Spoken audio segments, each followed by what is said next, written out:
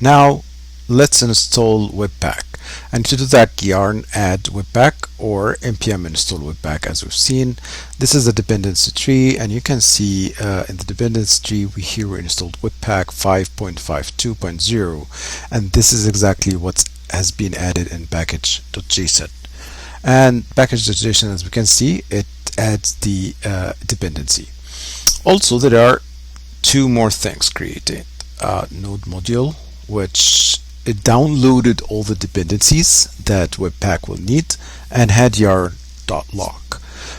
Yarn.lock is actually only to keep the versions or the release or the version for each dependency that we have. So it has all the dependency that's being installed, and you'll find it has the name of the dependency and the version.